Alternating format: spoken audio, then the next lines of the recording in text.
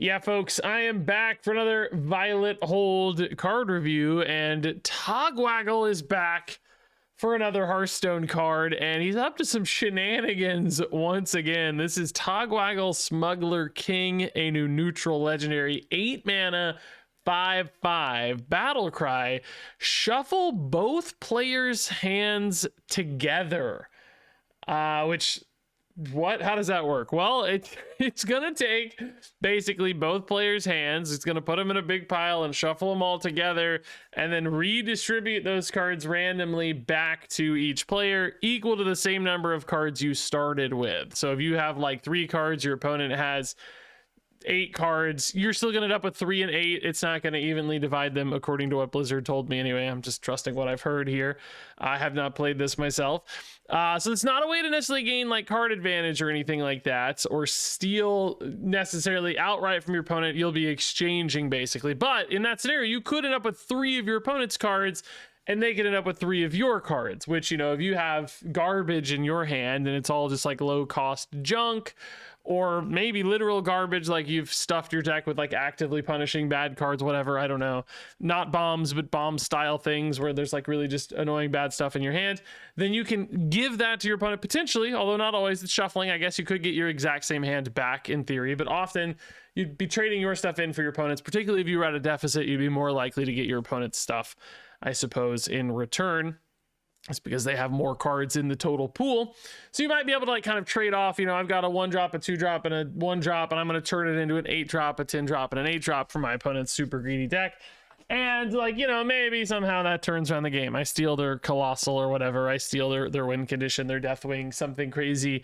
And that allows me to turn the game around. Now, that said, of course, this is an 8 mana 5/5. You just can't get past that fact. Like, that's impossible to run. Like, you just cannot play an 8 mana 5/5 that doesn't actually do anything really, right? Because in the average game of Hearthstone, in the average result, you're just gonna get average stuff. Like, you know, it's gonna be just a couple random 3-cost, 4-cost, 1-cost card from your opponent, and they're gonna get some of your stuff, and everybody's running good cards anyway, so it's just like everybody's just gonna be shuffling around a bunch of cards that are kind of good. And like sometimes you'll get stuff back that's like synergistic for their deck that's useless to you, right? Sometimes you'll give them stuff too, but it's just average. The average result is average, which means there's really no reason that I can see to do this. The one potential upside would be like a thief deck that somehow like valued thief stuff. Like, you know, if you're getting an upside out of playing cards from other classes or cards directly from your opponent, you know, theoretically that's a little bit of an extra advantage that could give this that little nudge towards viability, but it's an 8 mana 5/5. You know, you just can't. You have to have a crazy late game deck in order to make this work. Why would a crazy late game deck want to run this though? They're the ones that maybe would suffer more from TOGWAGGLE, you know. So I just don't. This card just looks actively bad and punishing. Like, it's a fun meme. I can't wait to do this. I'll try to do some like Thief Rogue or Thief Priest or something with this. Sure. But as far as being a good card, I think this is actually just intentionally and actively bad, which is fine. It's a meme. It's supposed to be fun, but I just think really, really awful card. Moving on to a new Shaman legendary. This one's pretty cool. It's the Tiny Pal. Say hello to my Tiny Pal. A 4 mana 2/3 legendary weapon with battle cry. Choose your elemental ammunition, and then after your hero attacks you get to choose another. And you can see here the elemental ammunitions. This first one is after your hero attacks, get a random battle cry minion. It costs 2 less, which actually kind of, I think, already pretty cool. Like, you know, we can see the discounted battle cries. Sometimes you get just great results off of we've seen Vanessa, the ringleader, already introduced. Like, that's a really cool result. Now, of course, just getting 1 is much riskier than like Vanessa giving you 4 or 5 or whatever, because, you know, you're more likely to find more stuff to do, and Vanessa can create chains. So just 1 does arguably feel a little underwhelming, but don't forget we already saw Muggsy, the legendary for Shaman that wants you to have a deck running no minions, and you need ways to generate minions for that deck so that you can play this for an additional potentially 2 mana discount. So this might be a random battle card minion that basically costs 4 less, which means anytime you get a big one, it could actually be a really nice result, or like a 4-cost one, you could just play it immediately on top of your Tiny Pal. On the other side of that too is the deck that's running no spells. Your battle cries are actually going to be activating twice every 5th one that you play. So that's a way to maybe get this battle cry to go off multiple times. So Tiny Pal could actually kind of fill in the gaps on both sides of the Muggsy hero power equation, specifically with that first generating a battle cry result is actually pretty sweet. So next up is after hero attacks, summon a random 3-cost minion and give it taunt. So that's a little bit more of a high tempo option, you know, a little bit of a speed bump. Not super exciting. Random 3-drops can still be really bad sometimes, right? Like that's still kind of shaky. Next up is after hero attacks, deal 1 damage to all enemies. So a little bit of an AoE there. Technically you can go face as well, you know, maybe clear a 3/3 and some 1/1s, maybe clear a bunch of 1/1s and go face for 3, couple options there. And then finally, after hero attacks, freeze 2 other random enemies, which that can be face or minions. The face freeze, like sometimes can be nice. Other times you might wish that wasn't hitting face because you just want to lock down some minions.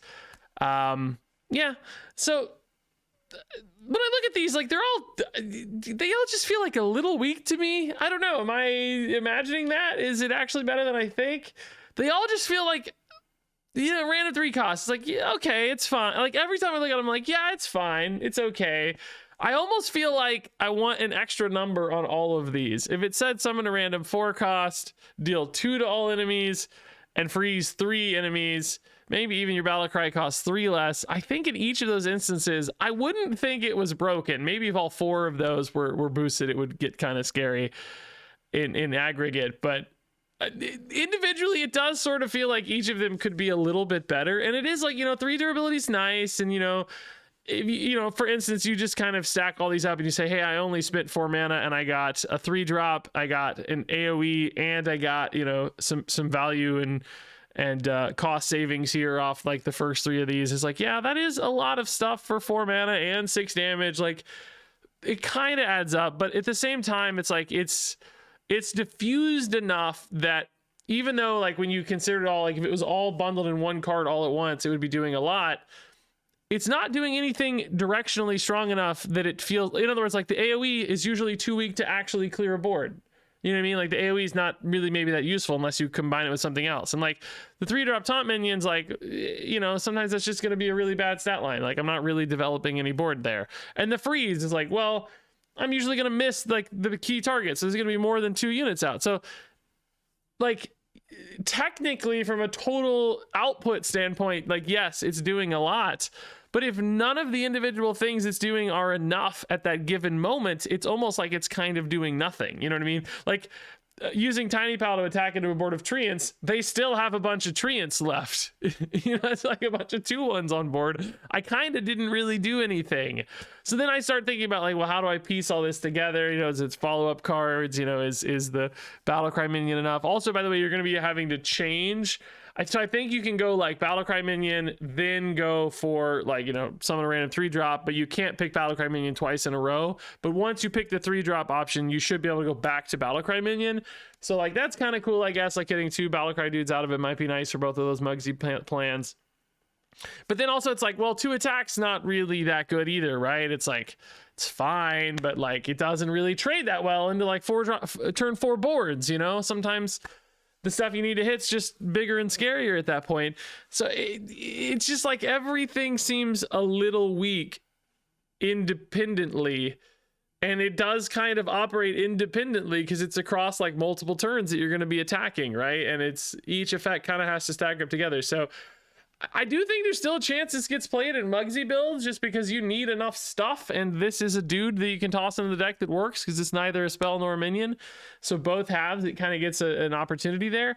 I just think it's going to feel sort of just average most of the time. Going to feel kind of okay at best. Like the ceiling on this is okay, which isn't a great sign necessarily. It just makes me nervous. I'm curious if other people feel the same way about this, where you're just sort of underwhelmed. Like you don't think it's bad, but also it's like, man, I'm just sort of like, okay, sure, fine, whatever. So as we move into the rest of the video here, it's gonna be a bunch of neutral cards, which just be warned, like, these aren't usually the best cards. Don't think I'm a hater or like really down on this. That's just normal. We see a lot of weak neutral filler cards that aren't that great. So kicking things off here, speaking of that, is Pickpocket, a 2-mana 2/3 mech battle cry. If your deck has 25 or more cards, draw a card, which is not gonna work a vast majority of time for a normal deck. I guess technically if you played this exactly on turn 2 or maybe turn 1 with coin, I think it would work in a normal deck if I'm doing the math right. But any turn beyond that, this instantly falls off, because this is looking at your current deck, not your starting deck, of course. So what you're gonna need is some kind of deck that shuffles stuff into your deck, like we saw, you know, a Hogger, new duplicate your legendaries card that can add a bunch of extra cards to your deck. Anybody that's like shuffling in stuff after the fact, you know, like Imbue Paladin shuffling in some dragon spells or whatever, right? There are ways to make this hit, but here's the thing, right, is like even at that point it's still eventually going to turn off. Even decks that have extra cards, like you're gonna get turn 7 or 8 or something, it still might be inactive again, and you can't run a card draw card that's, by the way, not even that good. This is just drawing a single card. It's not that crazy. That just like occasionally turns off. That is 100% not going to be worth it. We have so much card draw, so much resource generation. You don't need something like this, even if your deck is bigger.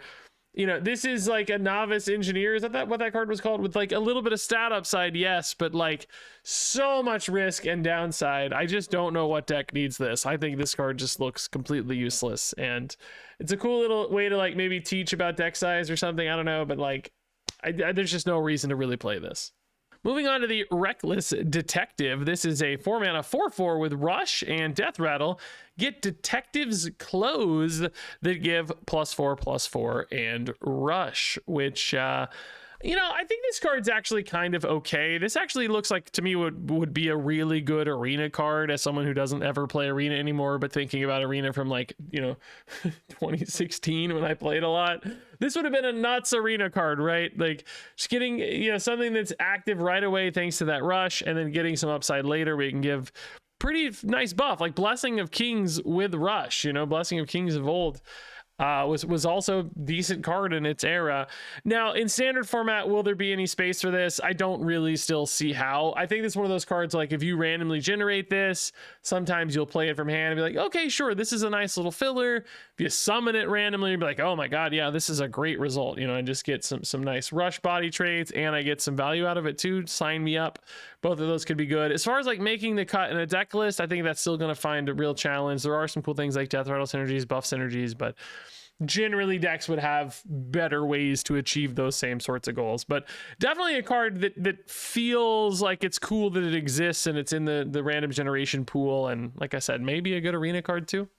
All right, next up here is the Activated Golem, Anu 4-mana 4/5. At the end of each turn, gain Reborn, which I think is going to be both you and your opponent's turns, both because of this card design and based on precedent. Although we do have other examples of cards I looked that have each like fully capitalized to sort of indicate that it's happening on both examples, much like sometimes you'll see like all fully capitalized indicate like both players being impacted.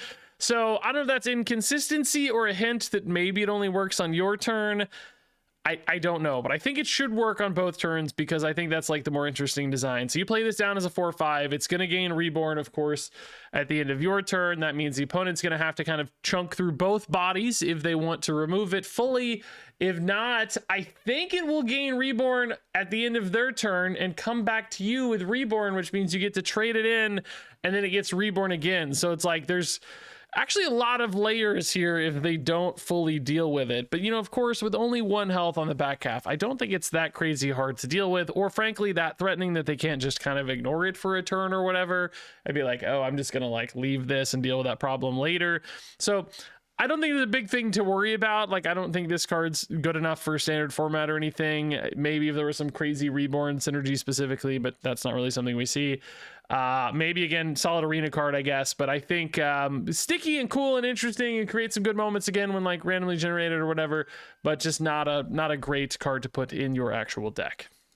All right, next up here we have the Infernal, a 6-mana 6/6 demon. Death Rattle, deal 3 damage to all other characters. Also triggers in hand or deck. So this is fun little Death Rattle, but one that's pretty terrible on board. I think you'd never really want to spend 6 mana to play this out. I don't think that's gonna feel worth it almost ever. But if you have ways to destroy a card in your deck or in your hand, becomes kind of interesting. So some kind of like deck destruction effect, hand destruction, I don't think we see as often, but the two things that come to mind are maybe Demon Hunter. I don't think sending your cards to the void with a new Irida would count, though. Just for the record, I think that's less about destroying them and more about moving them.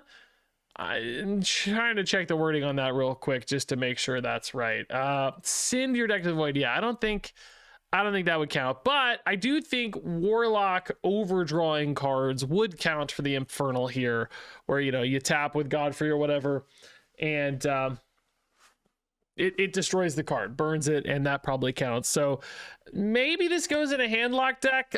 The deal 3 damage though, it's like it's hitting your stuff too. I think that's a little shaky. I don't know how often that's a huge upside. Like, I guess if you have really big minions, they're not maybe too impacted, and this could serve as sort of a board clear that doesn't require mana necessarily. So I can kind of get also face damage too, right? But also could hurt you as well, so you get some risks there. I don't really think that's going to be necessary. I think there'll be more reliable ways, and like just planning around this is going to be tough. It's like sometimes you might not want to draw it, sometimes you might, and it's just not going to hit consistently because you're trying to tap into it or whatever, draw into it. So I don't really think that's an out for the Infernal. Like, it's a cool design. I think it's an interesting space, just ultimately maybe a little too weak. Moving on to the Alarm-O-Matic, a new 3-mana 0/3 mech. Alarm-O-Bot's back, but this is a crazy change. At the start of your turn, swap this minion with a random one in your opponent's hand. So no longer is it about cheating out your big thing. This is a crazy dirty rat where you get to both pull something out of their hand to potentially like break their combo, steal their thing, much like Dirty Rat. But instead of having to deal with it, you're also now going to get it, which could be really silly. That said, of course, how is this ever going to live to the start of your turn? I just don't see that happening in any way, shape, or form. I guess in theory, you could use the new Maiev card to give this dormant, and then maybe that works. I don't actually know if this effect is active. Like, in other words, does dormant resolve first, or does this resolve first? And if it's still dormant, I'm guessing this wouldn't actually resolve, right? So I can't even tell you for sure that that's gonna work, but that's like the only way on earth this would ever actually live, and this is otherwise a completely dead card. And frankly, even the Maiev thing sucks, and this is still frankly a totally dead card that no one will play. So super funny, hilarious, like spin on a Dirty Rat style disruption, but one that I just don't see ever in any world making any sense at all. Moving on to the Concealing Confection, a 1-mana 1/2 mech. This is fun. They've like snuck weapons in a cake into the prison. Very fun. Death Rattle, get a random weapon, guys. Get it? There's a weapon in the cake. It's so funny. It's also a mech, so it is just a weapon itself, I guess. Yeah. Anyway, this is one of those kind of like, drop a 1-drop and get a thing out of it cards. I will say, I think random weapons in particular aren't as good of a result as like a random spell, or even a random minion, or a curve based minion is typically what we've seen make a lot more sense on these, because random weapons are just all over the place, right? And sometimes they have like specific synergies they're trying to enable. Sometimes they have weak stat lines because of that, and like the average generic deck is just, like for instance, perfect example here, like literally at the top of the list, sometimes you're going to get a bladed gauntlet and you just cannot work with a bladed gauntlet, or you're going to get a cinder sword, which kind of sucks because you don't have a dark gift or whatever, right? Some of these just need synergistic elements. Grotesque Runeblade, I mean, maybe you're not that sad about a 2/2, but you just don't get to use the battle cry. You don't have end of turn effects, right? So it's just, the average result here is just not going to work out for you most of the time. There are definitely some home runs. You get a Frostmourne, an Ashbringer or something, maybe you're happy, but then you get an Emboldening Blade, you don't have Silverhand recruits, right? So I just think, as one of these like cheap value guys, this one doesn't make as much sense as so many others. So then our final card here is the Frantic Forger, a 2-mana 2/2 battlecry. You get a random playable spell. It is Temporary, which I like this a little better as a cheap little value generator. You know, the random playable spell is shaky on average, though, because you know, like, say you're on like turn 5 or whatever, right? You play this down for 2 and you say, hey, I might get a 3-mana spell to fill my turn. Well, not necessarily, actually. It's just playable. So you might get a 1-mana spell and like still have a gap. You know, it's not saying, you know, that it's filling out your curve. So this is not like a get out of jail free card necessarily, but then you're also just creating a thing that's like, okay, well, I got a random 1-cost spell. Again, it's garbage. It doesn't fit my deck. The synergy makes no sense. It's not good in this game state. It's like, oh, that's tough. The one scenario where I think this becomes kind of interesting maybe is that this can give you 0-cost spells. If you play this when you only have 2 mana remaining, you're going to be down to specifically the 0-cost spell pool, which in and of itself isn't maybe like perfect always, because if you look at the 0-cost spell pool right now, sorry, I was loading that up as I was stalling there, you know, it's, you know, sometimes you might want an Innervator or Prep specifically, but then you might get, you know, Backstab that's maybe not as good, Static Shock. Like, they're all good cards. They all feel pretty good for 0. And I don't know if Shadow of Demise actually counts as a 0-cost. I don't know if that'd be there or not. But, you know, if your deck for some reason values cycling a lot of cheap stuff, I'm thinking of Vanessa the Ringleader, and I'm thinking of actually this guy I just happened to see was our leftover from previous review, the Black Market Auctioneer. You could maybe use the Frantic Forger as a way to get kind of a 2-for-1 on like your Vanessa, where you get a cheap 2-drop and you get a 0-drop kind of at the end of that cycle. Maybe not as sensible with the Black Market Auctioneer because you'd be wasting 2 mana on the Forger.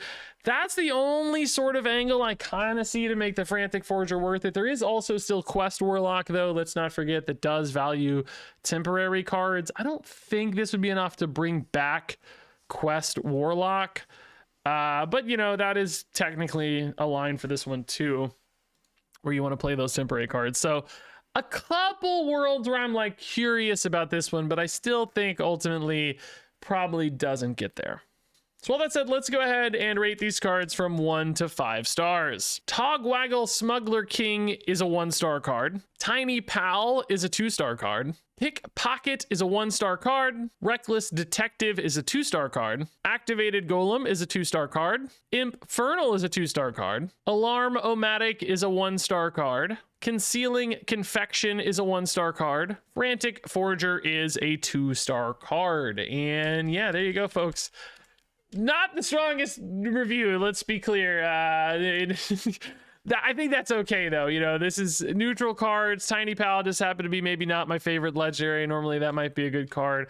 A lot of stuff that you just don't expect to get played. It's, you know, it's nothing more than that. It's just neutral filler stuff.